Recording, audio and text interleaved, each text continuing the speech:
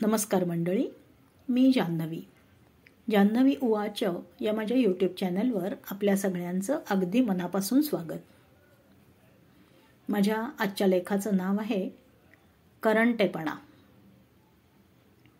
बघा, माझा आजचा लेख आवडतोय का? आवडला तर लाईक करा, शेअर करा आणि सबस्क्राईब करा. धन्यवाद. मावशीची तब्येत बिघडली आहे. तिला हॉस्पिटलमध्ये ॲडमिट केलं आहे.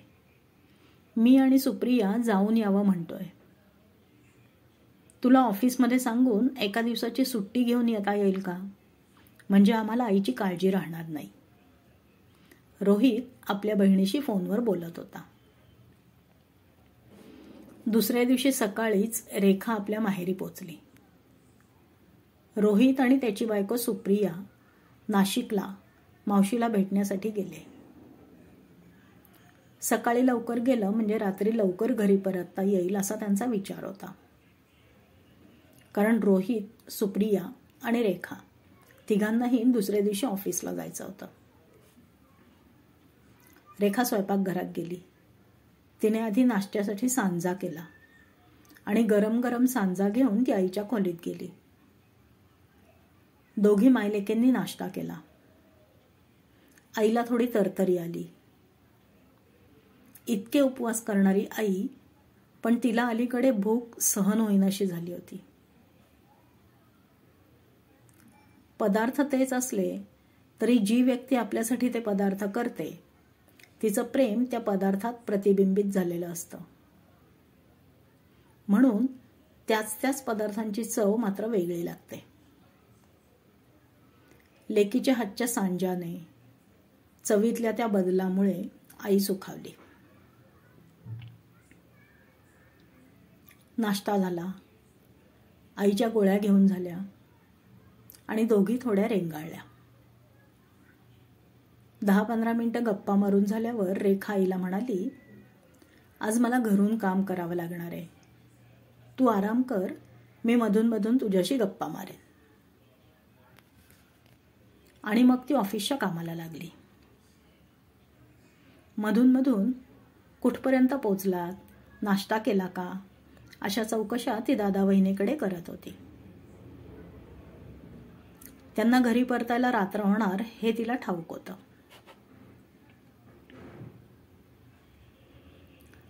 ऑफिसच्या कामात तिन्ही सांज झाली हे तिला कळलंच नाही.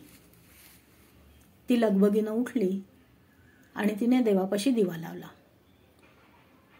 पण स्वयंपाकघरात काहीच हालचाल दिसेना. म्हणून आई तिला म्हणाली, अगं, मुगाच्या डाळीची खिचडी करायची ना रात्री जेवायला, मग ती फोडणीस टाकून घे. रोहित आणि सुप्रिया येतील तेव्हा खिचडी तयार असलेली बरी. रेखा थोड्या वेळाने दादा वहिनीशी फोनवर बोलत होती. ते कधी निघणार आहेत हे तिनं त्यांना विचारलं होतं. रात्री 9-9:30च्या आत ते नक्की येणार नाहीत याची तिला खात्री होती. भूक लागली तर वाटेत थांबून काहीतरी खातील दोघं, हेही तिला माहीत होतं. आणि खिचडी जरा गरम गरम खायला मिळावी म्हणून रेखा जरा वेळ काढत होती. थोडा वेळ झाला आणि आईला आता थांबवेना. पदर खोचून ती निघाली स्वयंपाकघराकडे. रेखाने विचारलं तर म्हणाली, अगं, प्रवासातून दमून येतील ग दोघं, भुकेने सुद्धा व्याकुळ असतील. खिचडी करून ठेवते मी. आई सुद्धा नुकतीच आजारपणातून उठलेली होती. तिच्या अंगात अजून खूप अशक्तपणा होता. आईला कसं समजवावं हे रेखाला कळेना.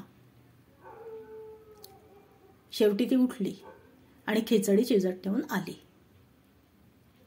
तोंडी लावायला काकडी, टोमॅटो, गाजर चिरून ठेवलं.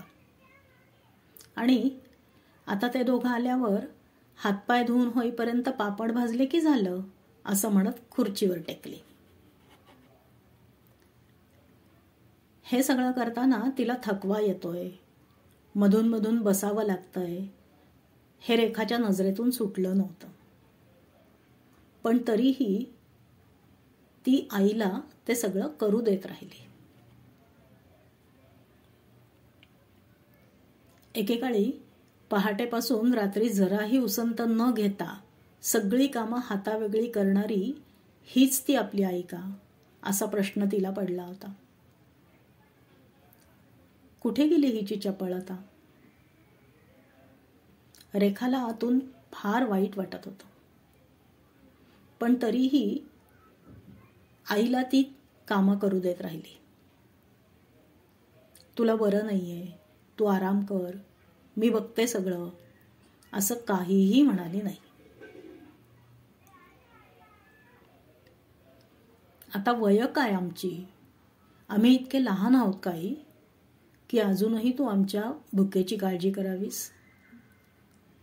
अगं, प्राणी पक्षी यांची पिल्लं देखील काही दिवसातच स्वतःची पोटं स्वतः भरू लागतात.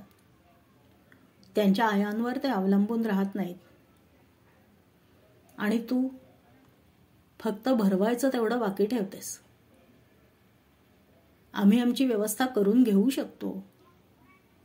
अगदीच नाही जमलं तर नाक्या नाक्यावर अनेक पदार्थ चांगले गरमागरम मिळतात. आणि बाहेर पडायलाही नाही जमलं तर फक्त एका क्लिकवर स्विगी, झोमॅटो दिमतीला हजर असतात. असं बोलताना आईला दुःखी करण्याचा मुलांचा बिलकुल हेतू नसतो. उलट त्यांच्या मनात आईबद्दलची काळजीच असते. आईने आयुष्यभर केलेले कष्ट त्यांनी बघितलेले असतात. त्याची त्यांना जाणीवही असते. आणि आता तिच्या उतारवयात तिने आराम करावा अशी अगदी मनापासूनची इच्छाही असते. पण फक्त बोलण्याची पद्धत चुकीची असते. आपण या जगात येण्याआधीपासून तिने आपल्या भरण पोषणाची जबाबदारी घेतलेली असते. कोणत्या वयात कोणता आहार असावा, किती प्रमाणात असावा, ही गणितं तिला ठाऊक असतात. आपल्या जिभेचे चोचले पुरवताना देखील तिने ती गणितं चुकू दिलेली नसतात. तेच तिचं विश्व असतं. घरट्यात आव असून बसलेल्या पिल्लांच्या तोंडात एक एक दाणा आणून टाकताना चिमणी दमत नाही. तिच्या चोचीत एका वेळी एकच दाणा मावतो. ती तो एक दाणा उचलून आणते आणि आलटून पालटून आव असून बसलेल्या पिल्लांच्या तोंडात घालते. आई सगळ्यांच्या पोटा पाण्याची व्यवस्था आधी करते आणि नंतर उरलेली कामं. तिचे छंद, तिच्या आवडीनिवडी सगळ्यात शेवटी. वेळ उरला तर करायच्या अशा गोष्टी. हे सगळं तिच्या इतकं अंगवळणी पडतं की त्यातून बाहेर पडायला, अलिप्त व्हायला तिला फार वेळ लागतो. काही आयांना ते लवकर जमूनही जातं, पण काही आयांना ते नाही म्हणजे नाहीच जमत. फक्त खायला घातलं तरच प्रेम असतं असं नाही, पण आपलं प्रेम व्यक्त करण्याची ती पहिली पायरी असते. आई नेहमीच कणखर असेल असं नाही, पण आपलं प्रत्येक काम हे आपलं एकट्याचं काम कधीच नसतं. त्या प्रत्येक कामात कोणत्या ना कोणत्या प्रकाराने आईची मदत मिळालेली असते आपल्याला. काही सुचलंच नाही तर ती आपल्यालाच विचारते की मी काय करू म्हणजे तुझं थोडं काम हलकं होईल. आपल्या प्रत्येक गोष्टीत तिनं स्वतःला गुंतवून घेतलेलं असतं. मग ते लहानपणी पेन्सिलीला टोक करणं असू दे, नाहीतर मोठेपणी कपड्यांना इस्त्री करणं असू दे. तिचं असं हे असणं आपल्याही अंगवळणी पडलेलं असतं. आपल्या लहानपणापासून नकळतपणे अनेक गोष्टी आपण तिच्याचकडून शिकलेलो असतो.